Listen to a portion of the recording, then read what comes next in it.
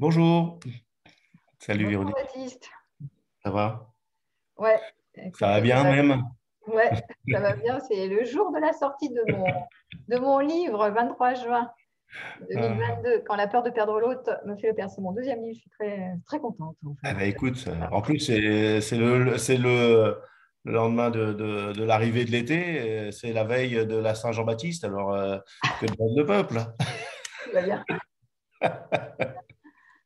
Super, je te souhaite plein de succès en tout cas avec ce livre-là. Et puis, bah, évidemment, je connais bien son contenu puisqu'on a travaillé quelques points ensemble dans nos vidéos précédentes. Ouais, Euh, donc là, mais je crois qu'on va changer de sujet avec la prochaine série de vidéos qu'on va faire ensemble. En tout cas, je vais t'interviewer sur une thématique ben, qui s'approche plus du format éducatif. Je vais te laisser le présenter, en tout cas dans un premier temps, de te dire un petit peu comment tu verrais la suite de nos prochaines vidéos.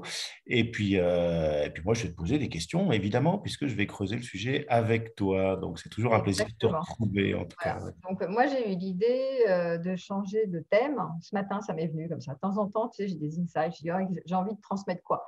Et là, comme hier, j'ai vu des commentaires, tu sais, que j'ai mis en place la catégorie des abonnés exclusifs que vous pouvez Mhm. rejoindre pour me soutenir mon travail, parce que depuis le début, je fais quelque chose de bénévole. J'ai décidé de ne pas mettre de pub sur YouTube.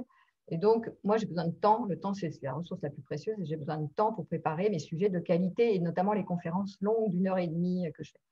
Donc, voilà. Donc, du coup, j'ai mis des abonnés exclusifs. Du coup, il y a eu des gens qui ont râlé parce qu'ils n'ont pas l'habitude forcément que je change de format gratuit à un format pour les conférences longues. Et j'ai dit comme ça que je laisserai toujours du contenu de toute façon gratuit sur ma chaîne, sur des thématiques qui m'intéressent et qui intéressent le grand public d'ailleurs, hein. Mhm. Et je réfléchissais sur une thématique qui, moi, m'a toujours fait tilter, qui est vraiment quelque chose d'essentiel dans mes valeurs, qui est, comme tu l'as dit, l'accompagnement aux enfants, hein. De toute façon, moi, dans ma clientèle, je vois beaucoup d'enfants intérieurs abîmés, hein, chez les adultes que je soigne.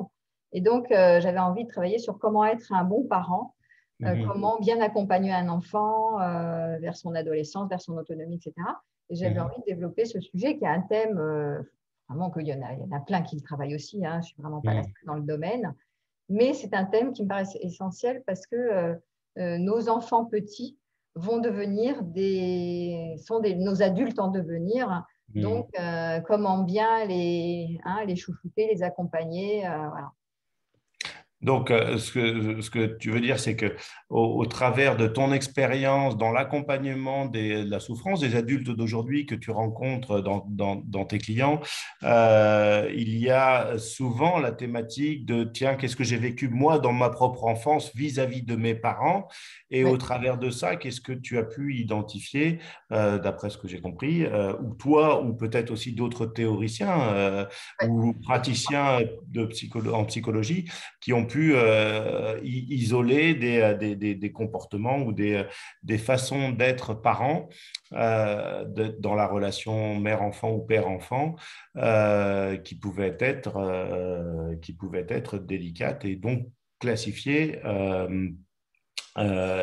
du côté du bon parent ou du mauvais parent, ce qui fait que ça a des déclinaisons dans notre vie relationnelle future. Et c'est de ça c'est ça que tu as voulu dire à l'instant. Oui, tout à fait. Tout à Ok. fait. Là, je me suis dit, tiens, je vais essayer de construire une vidéo, enfin des vidéos sur c'est quoi être un bon parent, comment faire. Et en même temps, je me suis dit, mais déjà, il faudrait identifier c'est quoi un mauvais parent.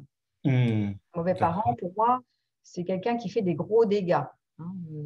Donc, et là, on va rappeler, on en parlait tout à l'heure, que les travaux de Donald Winnicott, hein, qui avait une période, c'était quand? C'était dans les années 60, hein, c'est pas ça? Mhm. Mhm. Il avait été fondateur de cette théorie sur la mère suffisamment bonne, en fait, hein. On pourrait parler du père suffisamment bon. C'est-à-dire qu'en jugement de valeur, il y a bon et mauvais, mais bon, il n'y a pas d'histoire de morale là-dedans. C'est déjà, si tu ne veux pas faire de gros dégâts, sans être une mère excellente ou un père excellent, père parfait, parce que ça, il faut faire la chasse au parfait. Personne n'est parfait, mais en tout cas, de ne pas gravement traumatiser nos enfants. Déjà, c'est bon de savoir comment on pourrait faire pour les traumatiser gravement et qu'ensuite, ils pourraient porter des traumatismes du développement qui font que ça va nourrir chez nos adolescents et nos adultes derrière des traces et des impacts et des conséquences douloureuses qui parfois ne sont jamais guéries en fait. Même si nous, les thérapeutes, on s'acharne entre guillemets à vouloir les diagnostiquer et traiter, parfois ça laisse vraiment des impacts énormes, des circuits neuronaux. Enfin, il faut voir les dégâts. Des fois, c'est juste très compliqué de revenir de très loin, même s'il y a la résilience, on est d'accord. Mais parfois, si les bases sont vraiment abîmées, très compliqué il va falloir vraiment beaucoup d'énergie au service de la guérison, de la résilience pour soigner tout ça, quoi. Donc, tu veux dire que si je vais plus loin dans la réflexion, il y a ce que la vie nous met comme épreuve d'une façon générale, les accidents de la vie qui Oui, provoquent déjà des traumatismes dans notre construction psychologique, dans notre structuration en tant qu'enfant, mais en plus, donc, celui qui nous amène à la vie d'adulte, donc nos parents, ceux qui nous amènent à la vie d'adulte, donc nos parents, eux aussi peuvent avoir des comportements volontaires ou involontaires qui ont des conséquences sur notre structuration psychologique et donc notre équilibre à venir. C'est ça que oui, on peut jouer un rôle dessus, c'est ça que je veux dire. nos parents sont nos éducateurs premiers, c'est les premières personnes qu'on voit à l'arrivée du monde. Hein. Mmh, Ensuite vont arriver les frères et les sœurs, vont arriver la famille, la famille élargie, et puis vont arriver les profs, les enseignants, les instituts, etc. Mais dans un premier temps, c'est vraiment les parents, nos premières figures, hein, mmh, qui sont là pour nous accueillir dans ce bas monde. Et mmh, donc, en fonction de cet accueil, de cette arrivée sur Terre, il va y avoir des impacts physiologiques sur la croissance, le développement, etc. Donc, mmh, évidemment, on le sait aujourd'hui qu'il y a des impacts énormes de notre lien à nos enfants, hein, comment on se met en lien avec nos enfants, et ça va générer des troubles de l'attachement ou pas derrière, parce que moi je travaille sur les troubles de l'attachement. Mais oui, c'est important de travailler sur la prévention. Hein. Ici, je fais plutôt un travail de prévention plutôt que de prévenir avant qu'il ne soit trop tard. Prévenir plutôt que guérir, ça me paraît important parce qu'après, moi, j'ai les adultes derrière qui sont abîmés et qui, des fois, s'en sortent pas ou difficilement. Hein. mmh, Donc, parfois, moi, je trouve ça extrêmement important de s'orienter sur le travail auprès des parents et des mmh, éducateurs en général. J'ai eu travaillé auprès des enseignants à un moment donné pour leur donner des billes sur la psychologie d'un adolescent, parce que bon, ils travaillaient avec un public ado sans connaître l'adolescent. Toi, tu as été éducateur spécialisé aussi. On voit combien c'est important de donner des compétences, des connaissances pour les parents, pour les éducateurs, parce que la pédagogie, c'est pas un truc qui s'invente, quoi. mmh, mmh. D'autant Ouais, plus si les parents eux-mêmes ont subi des traumatismes, ça descend de génération en génération. oui, Donc, puis déjà, il faut avoir une forme de volonté d'aller examiner en tant que parent qu'est-ce qu'on va générer sur nos enfants, hein, malgré nous, de manière pas très consciente, si possible les rendre conscientes pour éviter de faire passer le bébé avec l'eau du bain, quoi. Parce que nos enfants, ils vont subir nos traumatismes à nous, ils n'en sont pas responsables. Et donc, là, donc j'imagine, enfin, c'est pas que j'imagine, c'est qu'il y a aussi des éléments. Alors, des fois, on est dépassé par les événements quand on a des enfants. Hein, je l'ai connu moi aussi avec mes propres enfants. J'imagine qu'à certains moments, toi aussi, tu as pu être dépassé par des comportements des enfants qui te font faire des choses que tu n'aurais pas fait de façon naturelle parce que Tout voilà, à tu es fait. dépassé. Donc, la question ne sera pas forcément donc de culpabiliser ou de se faire culpabiliser sur des comportements qui nous dépassent, parce que nous-mêmes, nous sommes des humains et nous-mêmes, nous avons eu une éducation, Tout à voire fait. des traumatismes à résoudre. Mais l'important, c'est de savoir à quel moment aussi, peut-être dans la vie de l'enfant, j'imagine qu'un traumatisme dans le plus jeune âge n'a pas les mêmes répercussions que le même comportement quand on est adolescent de la part des parents et vice-versa. Il y a des questions Oui, autour de la... On va voir oui, les... tu as raison. Il y a des empreintes qui sont différentes selon euh, les moments traumatiques. Hein. Plus c'est archaïque, enfin, plus c'est tôt dans la vie du nourrisson ou du tout petit, plus effectivement il y a des empreintes. En même temps, tu disais, c'est pas peine de culpabiliser les parents, ça sert à rien de toute façon.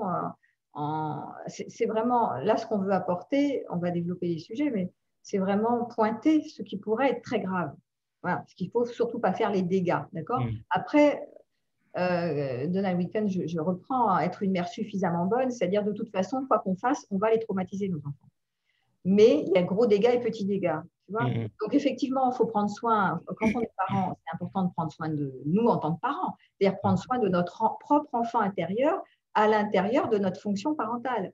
C'est-à-dire que si on est complètement fatigué, débordé, qu'il n'y a personne autour de nous pour nous soutenir, qu'on élève seul un enfant, par exemple, bah, on va voir que notre enfant intérieur, il crispe parce qu'il y a ses besoins qui ne sont pas nourris. Donc, à ce titre-là, on va être tout seul, on va avoir envie de secouer l'enfant. Comme tu parlais d'un exemple, moi, j'en peux plus, j'ai envie de le secouer, de le faire passer par la fenêtre. Évidemment, on ne va pas le faire. Normalement, on n'est pas censé faire passer nos enfants par la fenêtre. Mais il peut y avoir dû à la fatigue ou à des manques de ressources, en fait, une incapacité à tolérer ce que génère un enfant. Et donc, on va être en difficulté. C'est pour ça que c'est important de voir que ce n'est pas la peine de s'en vouloir, mais plutôt de voir comment, à ce moment-là, on prend soin en tant que parent de notre propre enfant intérieur en plaçant des ressources, des personnes, ou je sais pas, en se faisant aider, en faisant pour prendre soin de nous, en fait. On ne peut pas prendre soin des autres sans prendre soin de nous. Ça, c'est la base. Mais ce n'est pas la peine, effectivement, de culpabiliser pendant 107 ans. Hein. Ça ne va pas servir à grand-chose. C'est vrai, c'est de se taper dessus en se disant je ne suis pas à la hauteur, je ne suis pas à la hauteur. Bah oui, de toute façon, on n'est jamais tous complètement à la hauteur. Mais il y a ne pas faillir et défaillir. Tu vois, faillir, c'est de temps en temps, bah voilà, tu sais que tu es débordé, tu n'en peux plus. Quand on est débordé émotionnellement, on gère très mal, on est fatigué, on est épuisé. Et il y a les gros dégâts qu'on va aborder, c'est vraiment là, et c'est bon de savoir, ce qu'il ne faut surtout pas faire. D'accord, ok. Donc dans la série l'identification, en tout cas, de ce que c'est qu'un mauvais parent, on verra plusieurs thématiques. Ouais, on va les voir. Euh, Enfin, on va les décliner comme ça, et puis après, on les spécifiera pour chacune dans une vidéo chacune. ou qu'on attribuera parce que enfin, c'est l'identification des quatre grands thèmes qui nécessitent pour chacune une vidéo spécifique. Et puis après, évidemment, on abordera la question finalement comment faire pour être un bon parent, ou en tout cas, comment éviter d'en être un mauvais, si on peut. Pour éviter d'être un mauvais parent. Ok. Je vais peut-être je vais peut-être dire les quatre Ben gros, oui, j'allais te proposer, je dis, est-ce que dégâts tu veux nommer graves. Donc, ces- il y a effectivement quatre situations, enfin quatre thèmes qui sont quatre manières de créer des gros dégâts chez nos enfants. Il n'y a pas d'ordre. Hein. Il y a la maltraitance. Donc, là, dans la maltraitance, tu as la violence, l'autoritarisme et tu as les formes de manipulation, le harcèlement psychologique. Tu as l'utilisation des enfants. Hein. J'utilise les enfants pour, comme un prolongement de moi-même, des choses comme ça. Hein. C'est des formes de maltraitance. Tu as l'abus, hein, les abus, que ce soit les abus sexuels ou les abus d'intrusion, hein, le forcing, les abus, l'envahissement de Donc le la non-respect vie. Ouais. des limites, c'est On verra ça. Donc, je ne te considère pas comme un être respectueux, je ne te respecte pas, mais je viens rentrer dans tes frontières. Tu as la négligence, hein, qui parfois n'est pas faite exprès, mais la négligence, c'est toutes les problématiques de carence affective, je ne reçois pas, je ne donne pas, je peux pas, je ne suis pas là, par exemple, je suis trop absent, je suis trop affairé à autre chose, ou je ne sais pas, je ne suis pas compétente pour vraiment m'occuper de manière sécure d'un enfant. Hein, donc, je ne sais pas faire, ou je suis dépressive, ou je suis pas mal en point ou malade, donc je n'ai pas les compétences. Donc, je deviens un parent négligent. Hein. C'est volontaire ou involontaire. Hein. Bien sûr, ouais, des En fois on a général, pris les c'est armes. Ouais. souvent non intentionnel, hein, c'est Bien souvent sûr. malgré nous. Hein. Et puis, le quatrième, Et puis la surprotection, ouais, sur la le. surprotection. Voilà, le dernier, c'est la surprotection, qui est aussi souvent non intentionnelle. C'est les parents anxieux qui vont tellement s'inquiéter qu'ils vont surprotéger leur enfant, et ça fait aussi énormément de dégâts. Donc, ça fait partie des quatre manières de créer des problématiques Ok. des empreintes chez nos enfants qui vont souffrir de ça, quoi. Et donc, on abordera ces points-là dans nos prochaines vidéos, et, évidemment. Et si d'ici là, des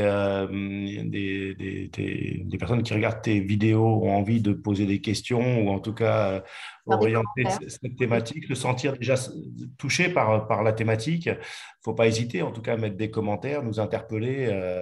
Voilà, Ouais. moi j'essaie des fois de répondre à des commentaires sur les vidéos, dans la mesure de mes possibilités, évidemment, au même titre. Hein. Donc, mais bon, je suis sur ta chaîne, donc Voilà. je suis qu'un spectateur. Et moi, j'ai pas le temps, hein. Je réponds qu'aux abonnés exclusifs, j'ai vraiment pas de temps.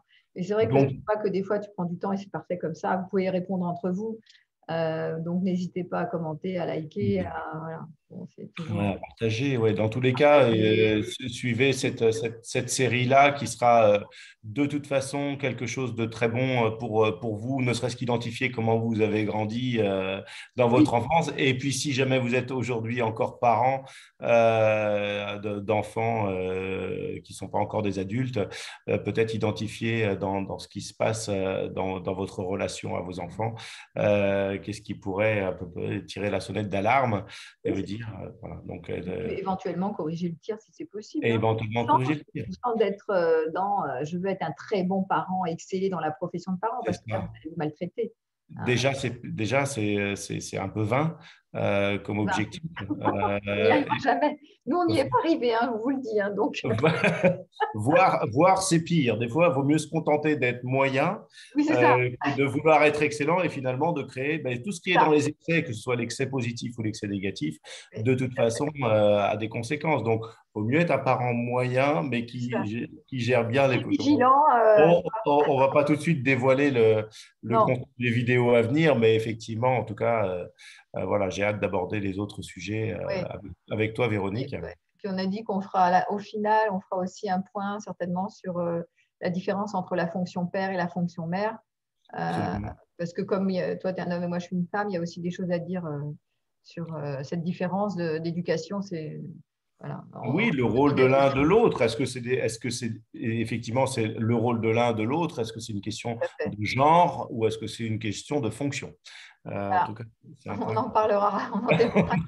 parlera. Bon, en tout cas, Ça marche. Merci à toi, Véronique, bah, d'avoir pris ce temps. merci. Et puis, à la prochaine épisode alors. Ça marche. À bientôt. Salut.